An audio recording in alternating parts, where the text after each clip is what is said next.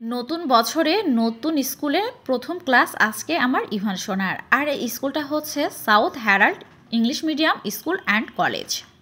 Hello everyone, আসসালামু আলাইকুম। সবাই কেমন আছেন? আমার আরও একটি নিউ ব্লগ ভিডিওতে সবাইকে স্বাগতম। আশা করছি সবাই ভালো আছেন।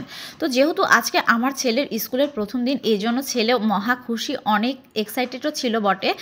দেখেই বুঝতে পারছেন যে সে অনেক বেশি খুশি, তার মুখে দেখেন হাসি লেগেই আছে। সবাই কিন্তু মাশাআল্লাহ বলতে ভুলবেন না। এটা কিন্তু আমার একদমই দুষ্টু বাবা, দেখে হয়তো বুঝতে পারে না অনেকেই, কিন্তু সে অনেক দুষ্টু আর অনেক বেশি চঞ্চল। তো সকালে এই তো ওকে আমি নুডলস করে দিয়েছিলাম, তো সে স্কুলে যাওয়ার আগে নুডলসটা খেয়ে নিল, আর সাথে আমি ওকে কিছুটা টিফিনও দিয়ে দিয়েছিলাম।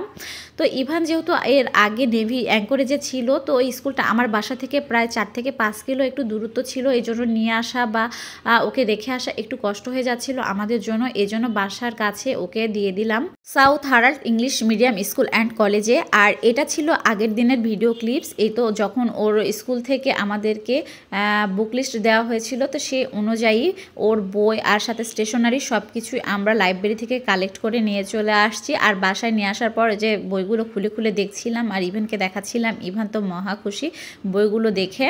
আমার মনে হয় প্রতিটি বাচ্চাই এমনভাবে আনন্দ করে যখন তাদের হাতে নতুন বই তুলে দেওয়া হয়, তখন তারা অনেক বেশি খুশি হয়ে যায়। একটা সময় আমাদেরও অনেক বেশি আনন্দ লাগতো যখন আমরা নতুন বই হাতে পেতাম, আর নতুন বইয়ের আলাদা একটা গন্ধ আছে, তাই না?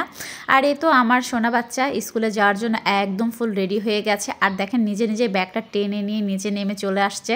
আর এই তো ফাইনালি তাকে ক্লাসরুমে বসিয়ে দিয়েছি। তো ওইদিকে ওদের মিস ওদেরকে কিছু বলছিল, আর আমার ছেলে দেখেন কতটা মনোযোগ দিয়ে শুনছিল মিসের কথাগুলো। আর ইভানকে ক্লাসরুমে দিয়ে আমরা চলে গেছিলাম নাস্তা করার জন্য। আসলে তাড়াহুড়া করতে গিয়ে আমাদের নাস্তা করাই হয়েছিল না আজকে, তো এজন্য ইভানকে স্কুলে বসিয়ে দিয়ে তারপর আমরা নাস্তা করতে চলে এসেছি। আর হালকা পাতলা এখানে টুকিটাকি একটু নাস্তা করে নিলাম।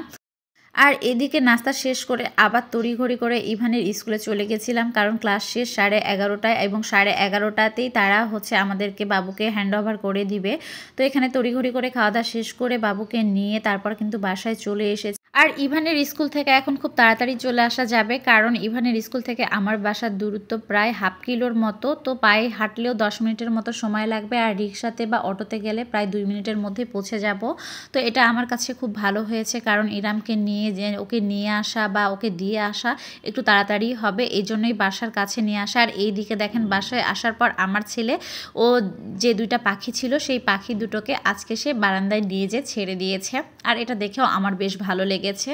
তা আমি বললাম যে এতদিনে তুমি একটা ভালো সিদ্ধান্ত নিয়েছো, খুব ভালো কাজ করেছো।